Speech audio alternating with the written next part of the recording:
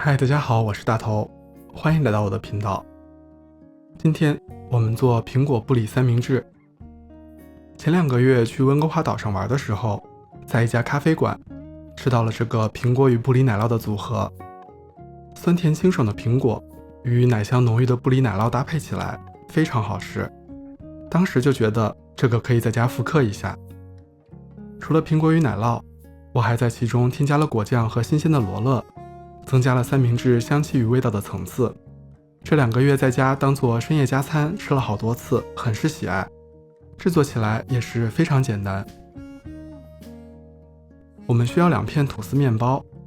任何吐司面包都可以，但因为要在里面加很多东西，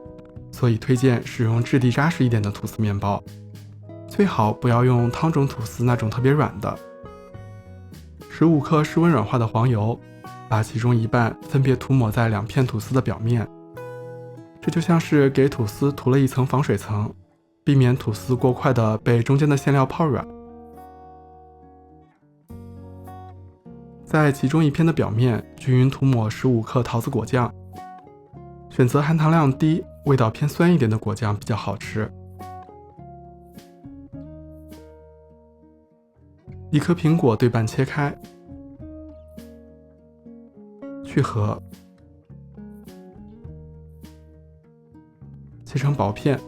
我这1颗苹果特别大，一共280克，其实大概会用不到一半的量，差不多100克左右。多余的就直接吃掉，或者再做一份。把切成薄片的苹果整齐地码放在涂了果酱的吐司上面。布里奶酪跟马苏里拉和布拉塔一样，都是奶香浓郁且味道柔和的软奶酪，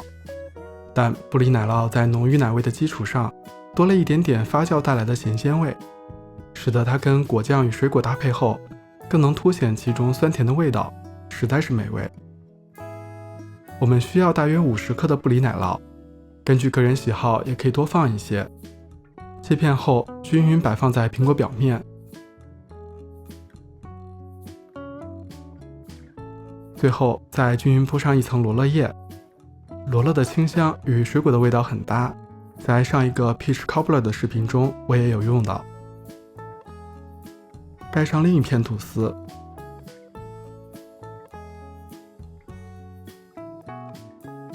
把剩余黄油中的一半涂抹在顶部的吐司上。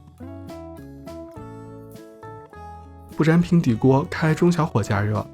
然后将三明治涂抹了黄油的那一面朝下放入锅中，在顶部涂抹上剩余的黄油，保持中小火煎大约3分钟，期间可以用锅铲轻轻压一下，让馅料结合紧密。翻面，因为此时锅已经热起来了，另一面可以煎2分钟。之后大约每1分钟就翻一次面，我一共煎了10分钟。锅的导热性和你用的火力的实际大小会使得加热时长有所不同，但一定记得用中小火加热，避免表面煎糊了的时候里面的奶酪还没有融化。当看到边缘的奶酪开始变软融化，两边的吐司被煎到金黄上色后就可以出锅了。